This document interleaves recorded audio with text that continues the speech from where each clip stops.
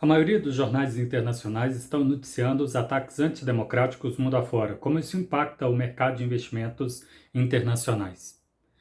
Importante que a análise de investidores produtivos, diferente de investidores especulativos, o projeto é de médio e longo prazo e o compromisso que eles desejam do Estado brasileiro e como todo o aparato das instituições nacionais é a segurança jurídica. Portanto, tudo depende do que acontecerá como resposta. Ao que parece, a unidade entre as chefias dos poderes, a convocatória e provável reunião da esmagadora maioria dos governadores estaduais, notas públicas das federações, notas públicas da Associação de Magistrados, notas do Ministério Público, podem servir para acalentar eventuais suspeitas de quebra do Estado de Direito que levantariam, assim,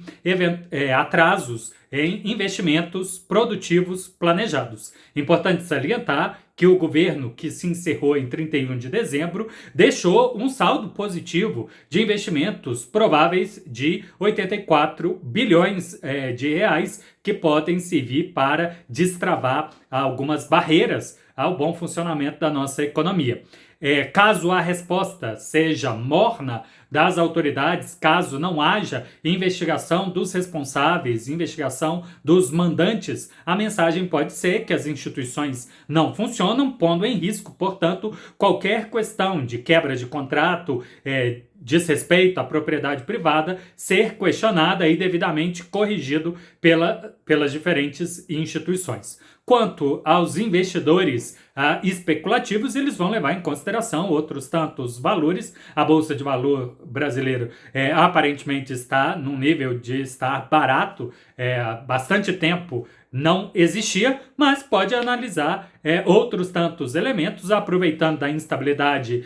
política para fazer compras diante pânico de algumas pessoas que têm uma visão de curto prazo, como podem também fazer uma análise de médio e longo prazo, acreditando que o investimento passou a ser de elevado risco e que não compensa o retorno de curto até médio prazo. 2. Quais são os desafios do presidente Lula para conseguir amenizar o sentimento dos investidores internacionais e construir uma maior relação internacional? Do ponto de vista diplomático, há uma boa vontade muito grande com o governo que se iniciou alguns dias atrás, por dois motivos. Primeiro, porque é um governo que assumiu há pouco tempo, e segundo, porque ele tem um histórico de 2 mandatos anteriores que buscou simultaneamente conviver com relações multilaterais, reforçar foros de diálogo, reforçar as oportunidades de negócio usando da diplomacia presidencial em todas as visitas bilaterais para destravar novas oportunidades. Do que diz respeito ao investidor específico, é preciso, portanto, continuar mandando mensagens, continuar mostrando abertura para o diálogo, para desradicalizar setores da sociedade e também desradicalizar órgãos do Estado que eventualmente possam estar interferindo no bom funcionamento do Estado de Direito, do devido processo, por uma questão de alinhamento político específico. Qual é a imagem atual do Brasil para com o resto do mundo? O Brasil nunca deixou de ser um país relevante por sua extensão territorial, extensão populacional, economia significativa e também o seu papel de relevância para as negociações internacionais construídas tanto no Império quanto na República, como um ator que constrói bons funcionários da diplomacia, fluentes em diferentes línguas, conscientes dos diferentes interesses nacionais, regionais e globais, e que se colocam aí como uma ponte aberta para o diálogo em diferentes questões. Os organismos internacionais e os governos responderam de maneira quase semelhante ao que aconteceu em Brasília e o que vem acontecendo ao redor do país de práticas antidemocráticas, defendendo e dando apoio à imagem geral do Brasil como um povo ordeiro, um povo democrático, um povo plural e que é importante para o ambiente internacional como um todo. Esses atos terroristas podem prejudicar a política de nearshore e friendly shore que estava sendo construída pelo Brasil. Apesar de ser uma... Voltando.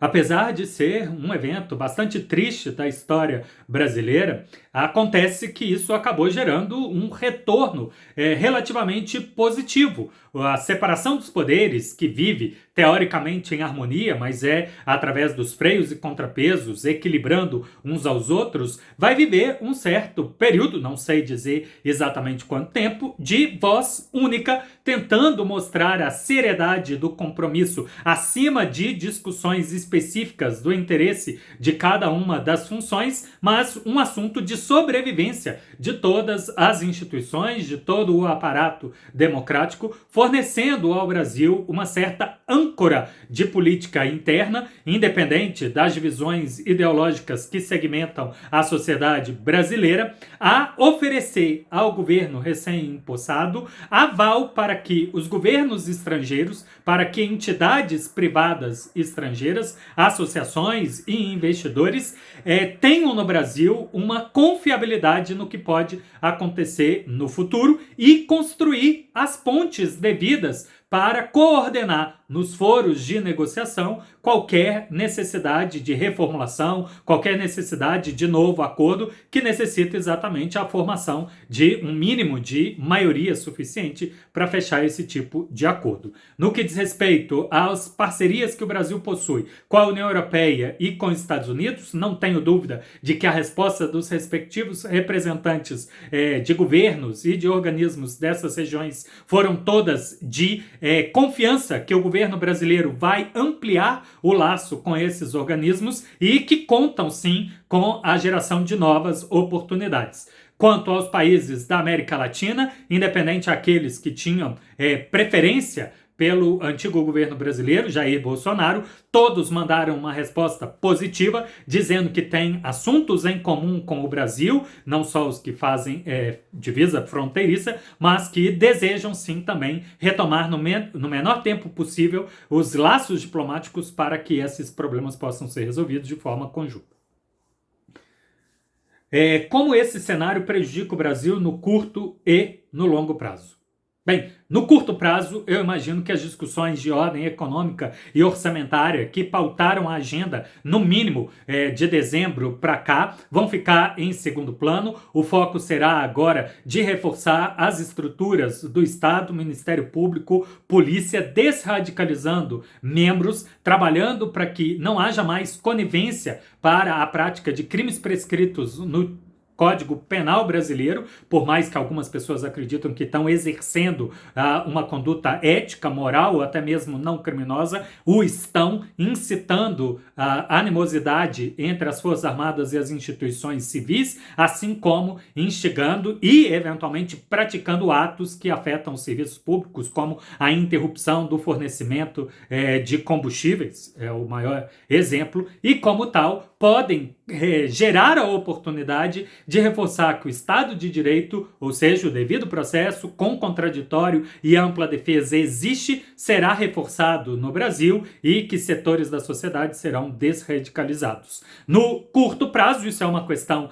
de medir qual que vai ser a confiança do mercado que esse restabelecimento pode acontecer, mas acredito que no médio prazo a possibilidade do Brasil mostrar que tem força suficiente para resgatar a sua república federativa, democrática, é forte o bastante para aquele voto de confiança dado nos últimos meses e semanas possa de fato se confirmar. No momento, qual a dica para investidores? Onde investir e quais os ativos correm? Especificamente, a renda fixa já estava dentro do foco, claro, daqueles que desejam estabilidade diante de um cenário de instabilidade. Isso não deve mudar, como eu comentei, o cenário econômico vai entrar para a segunda pauta, a segunda fonte de prioridade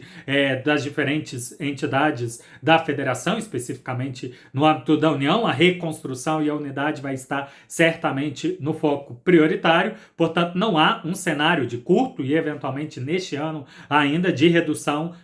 de juros, portanto, aqueles que desejam estabilidade vão seguir correndo como tal. Aqueles que já têm uma margem de capital já construído e seguro podem aproveitar da volatilidade do mercado e encontrar boas oportunidades no mercado da Bolsa de Valores.